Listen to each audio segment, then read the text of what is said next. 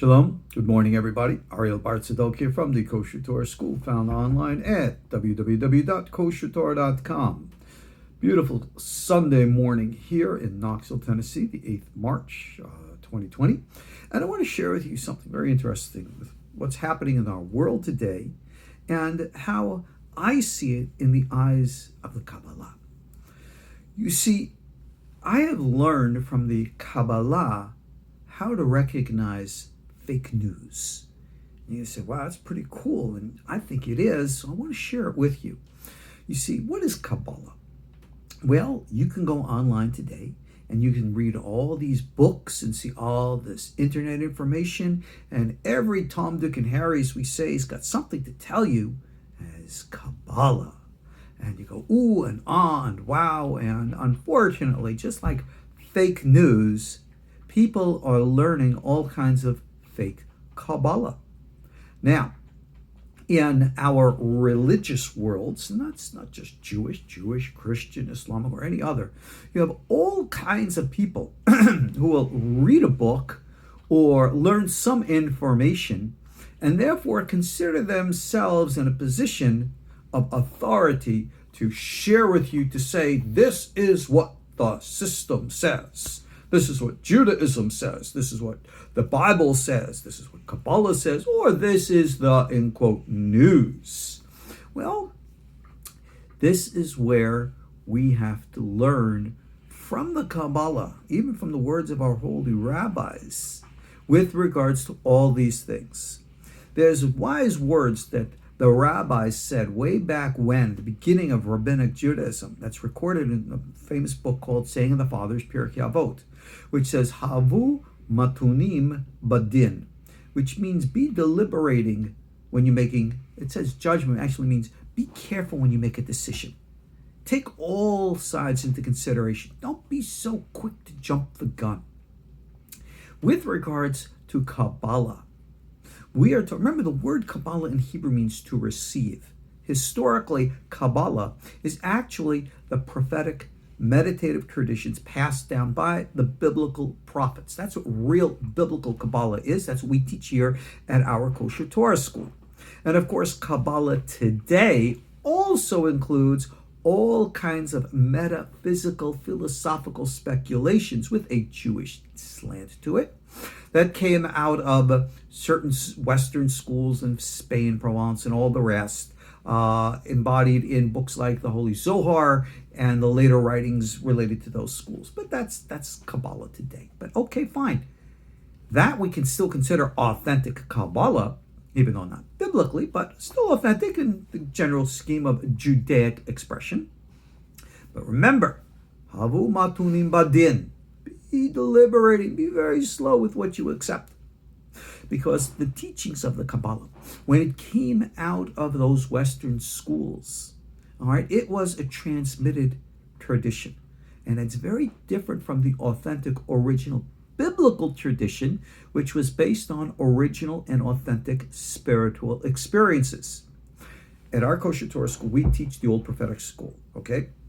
And in that respect, I teach you guys meditation and how to cultivate experience with the greater supernal worlds around us. But when you make contact with those worlds, you get exposed to a whole bunch of different things. The wise words in Old Latin yell out to us that say, caveat emptor, which means let the buyer beware. If you were, in quote, to get off the boat in a foreign country, not knowing the language, not knowing anything, do you really think that the first individuals to approach you are these loving, benign, caring people who want to take care of you? Or are you going to be approached first by those who want to take advantage of you to your harm? Well, just as it is in our physical world, so it is in these other worlds. We have other entities that cling closer to our world that seek to siphon off the energies stealing from those who endeavor to go into their realms unprepared. We understand this about travel in this world, understand it's the same thing in the other worlds. And every religious, spiritual tradition knows this, whether you're shamanistic, whether you're Kabbalistic, or any of the others. We all know this. We have all the different names to refer to those types of entities. In our Torah tradition, we call them clingers or klipot, those that cling to you. They take the appearance of what's good and try to suck out from you, and that's what makes them bad. We are taught you always have to be discretionary. You have to work forward with scrutiny. You can't just accept anything that you receive without careful examination.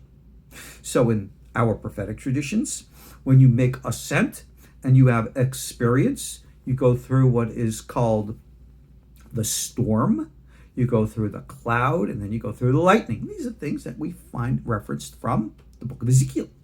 Ezekiel's chariot had to, again, when Ezekiel went to experience his chariot, saw these experiences. Eliyahu and Nabi, Elijah, had the same experiences. So do we. I write about this. I teach about this in all my prophetic, mystical, meditative classes. Thanks. There we go.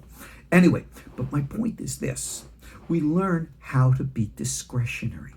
So that when you have an experience, the first thing you are doing is not saying, I'm finally seeing something, but rather, hey, what is this that I'm seeing? I want to know. An angel comes to me. How do I know it's a real angel? I want to know. I want to check him out.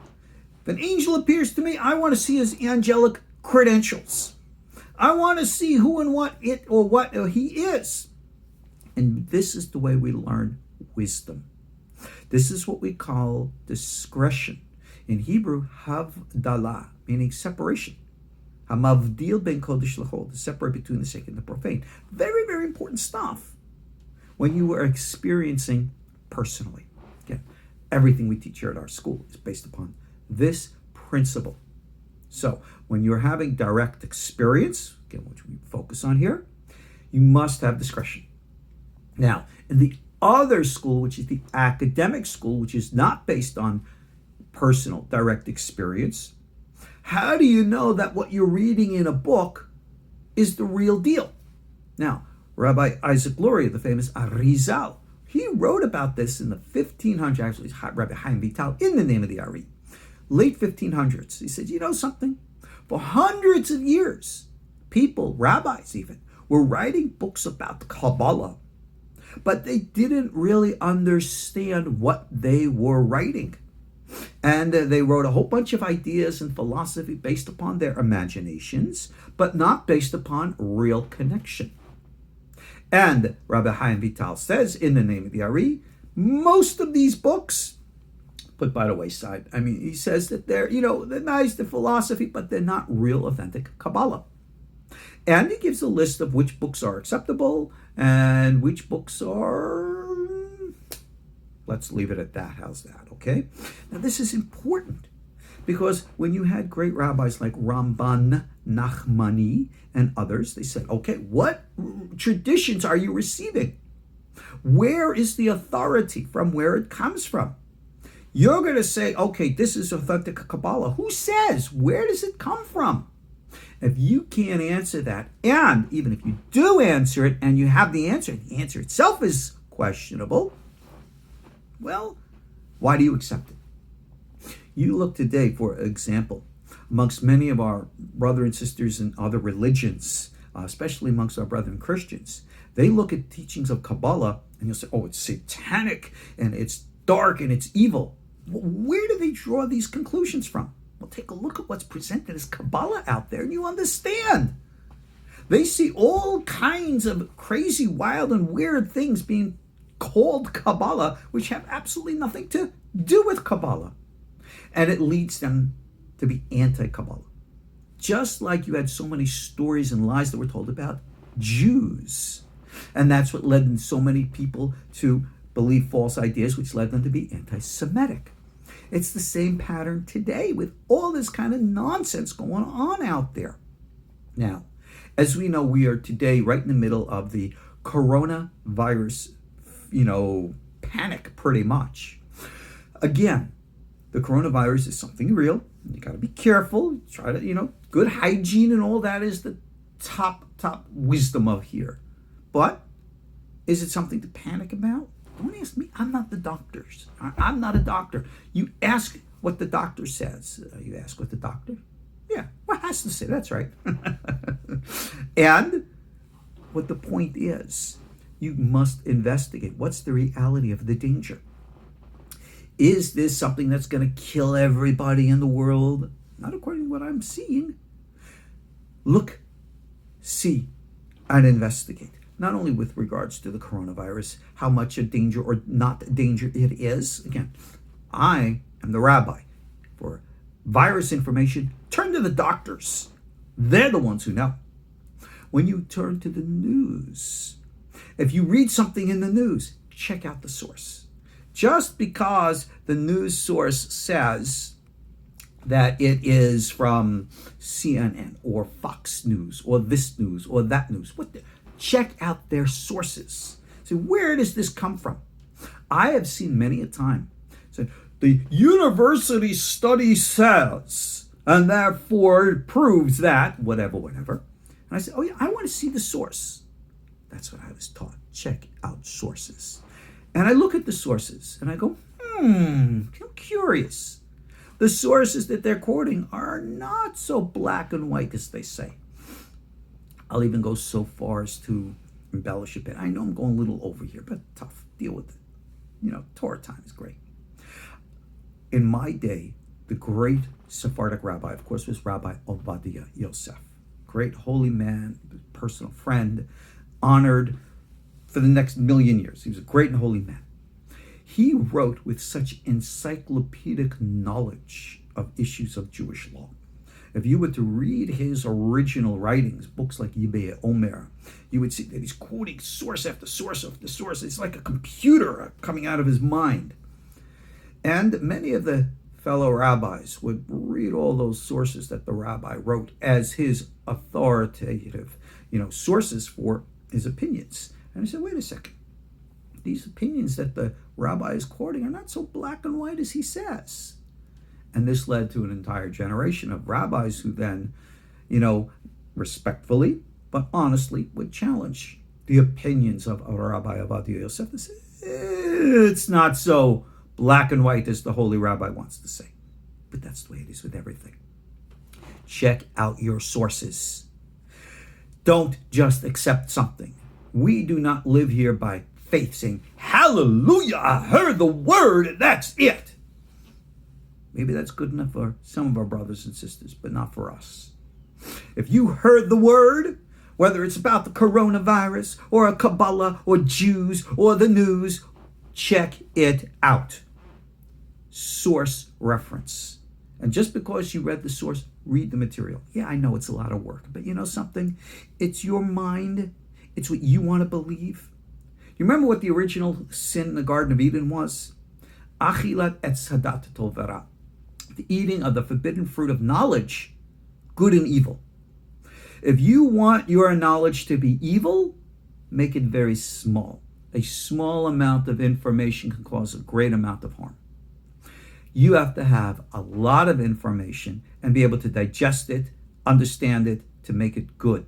So you can recognize the difference between the good and the bad, the sacred and the profane, the true from the false, the right from the wrong.